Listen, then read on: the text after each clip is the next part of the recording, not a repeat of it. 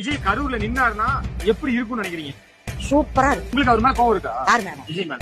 கோவம் கிடையாது. என் பையன் என் மகன் கண்டிப்பா சீமா வரும். அப்படிங்களா? கண்டிப்பா இது ஒரு அசம்பாவிதம் நடந்திருக்கு. திட்டமிட்ட சதிதான். கரூர் மக்களுக்கு அவர் மேல ஒரு வருத்தமோ கண்டிப்பா கிடையாது. 100 கிடையாது. வெற்றி பெறுவார் நினைக்கிறீங்களா? கண்டிப்பானே கண்டிப்பா. எல்லாம் பசங்க எல்லாம் அதுதான் ஓட்டு போடுவாங்க விஜய்.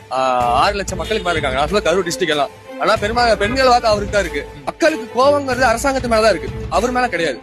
நான் வந்து திமுக காரன், சரிங்களா? மக்களுக்கு அவர் மேல கோவம் கிடையாது. என்னன்னா பெண்கள் ஓட்டு அதிகமா இருக்கு. கரூர்னு கிடையாது, தமிழ்நாடு ஃபுல்லா பெண்கள் ஓட்டு அதிகமா இருக்கு. 2026 எம்ஜிஆர் அவர் தான் சொல்லலாம். ஏன்னா கரூர் மக்களுக்கு அவர் மேல ஒரு கோவமோ வருத்தமோ அப்படின்ற இல்லாத மாதிரி தான் தெரியுது. இல்ல கரூர் தான் அவரு தான் ஜெயிப்பாரு. 4 தொகுதி இருக்கு, 4 தொகுதியில் அவரு தான். 41 பேர் செத்தாங்க. விஜய் மேல யாரோ ஒருத்தர் தப்பு சொன்னாங்களா?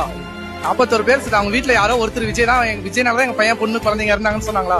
ஒரு கோவமோ வருத்தமோ விஜய் மேல இல்லையா மக்களுக்கு, கரூர் மக்களுக்கு? இதுக்கப்புறம் விஜய் மேல நல்ல பேர் உருவாயிருக்கு. ஒரு அசம்பாவிதம் நடந்திருக்கு. ஜனங்க போய் வந்ததுக்கு அதுக்கு அவங்க தான் ஆறு என்ன பண்ணுவாங்க? என்ன போய் கோவம் வருத்தா? நாம ஜனம் போய் வந்ததுக்கு போய் அவர் மேல கோவப்பட்ட கதையாகுமா?